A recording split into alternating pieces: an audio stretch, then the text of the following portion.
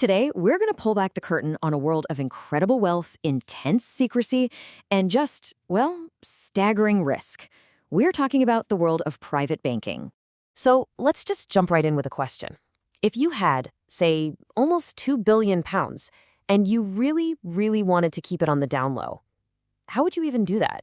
It sounds like something out of a spy movie, right? But as we're about to find out, this is a very real problem that poses a massive challenge to the entire global financial system.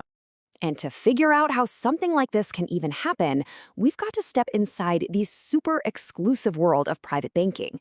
Look, this is not your neighborhood bank. This is a completely different universe, and it's built for a very, very specific kind of customer. So what is private banking, really? Well, at its heart, it's all about providing ultra-personalized, super confidential services to wealthy people. You should think of it less like a bank and more like a personal financial partner, one whose pay is often directly tied to how much of your money they're managing. Yeah, it's a totally different ballgame. A regular bank is there for all of us. A private bank, on the other hand, is like a dedicated concierge, and its whole purpose is to serve its high net worth clients. And that means a different kind of service, a much deeper level of trust, and, as we're about to see, a whole lot more risk.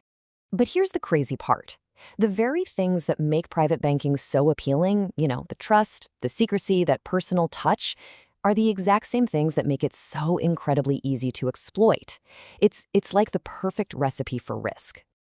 Okay, first thing you need to know, it is all about the relationship. A private banker, they call them a relationship manager, builds this incredibly tight bond with their client. They essentially become their client's #1 advocate. And second, and this is so important, the whole industry is literally built on a culture of secrecy and discretion. Confidentiality isn't just a side benefit here, it's the main thing they're selling.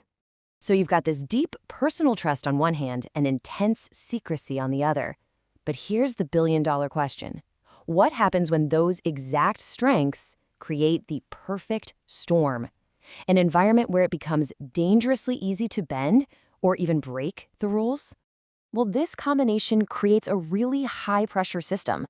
Just imagine you're a banker, and your bonus is tied directly to the money you bring in. You're in a dog-eat-dog fight for powerful clients who demand total privacy. And, oh, by the way, they might be using these complex offshore companies.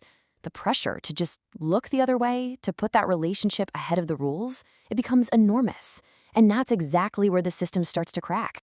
And listen, this isn't just some theory. Let's look at a real-life case. A massive deal at Barclays Bank that shows you exactly what happens when the hunger for profit goes head-to-head with procedure. The deal we're talking about was for £1.88 billion. I mean, that is just a monumental amount of money that should have triggered every single alarm bell and the highest level of scrutiny possible. And the prize for the bank? It was huge. Getting this deal done brought in over £52 million in revenue. In the cutthroat world of private banking, that is an absolutely massive win. But here comes the twist.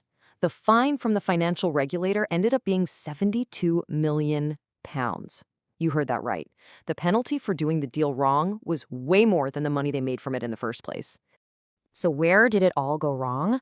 Well, the clients were what are called politically exposed persons, or PEPs. Think politicians, high-ranking officials, basically people in positions where they're at a higher risk for bribery or corruption.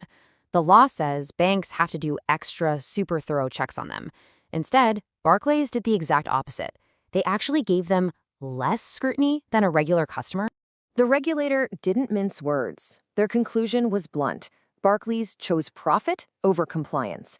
The goal was simple. Get these clients and their massive fortune in the door as fast as humanly possible to lock down that £52 million fee, and they didn't care what the rulebook said. And the lengths they went to for secrecy? It's just wild. The background check documents were kept on physical paper, completely off the bank's own digital systems. Why? It was part of a confidentiality agreement that would have cost Barclays almost £38 million if they messed up. They literally created a black box inside their own bank, hidden even from their own compliance people. Okay, so the Barclays case shows a massive failure of process. But what about the actual tools people use to actively hide money? Well, this brings us to one of the key instruments of financial deception, the private investment company, or PIC. A PIC is pretty much a shell company. It's a legal entity, usually set up in some offshore secrecy haven, and it has one main job: to hold assets while hiding the identity of the person who actually owns them. It creates this crucial layer of anonymity between a person and their wealth. And here's how easy it is. Step 1, you set up the company somewhere with really strong secrecy laws. Step 2, you hire nominee directors, basically people who are directors on paper only, to be the public face. Step 3, you transfer your personal assets into the company's name. And just like that, poof, the trail that leads back to you, the real owner, is gone. Let's look at another quick case.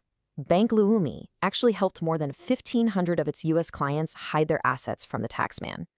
And they did it using the whole playbook, setting up PICs in places like Belize, using numbered accounts, fake names. They even sent bankers over to the U.S. to secretly help clients manage these schemes.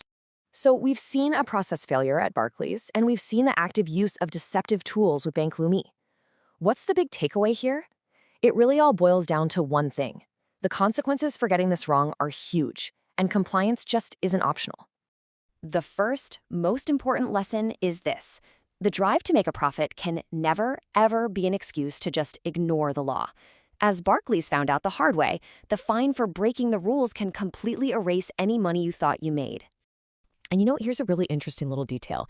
In that Barclays case, the regulators never actually proved that the £1.88 billion was dirty money. It didn't matter. The fine wasn't for the crime, it was for the failure to follow the process. The risk itself was the offense.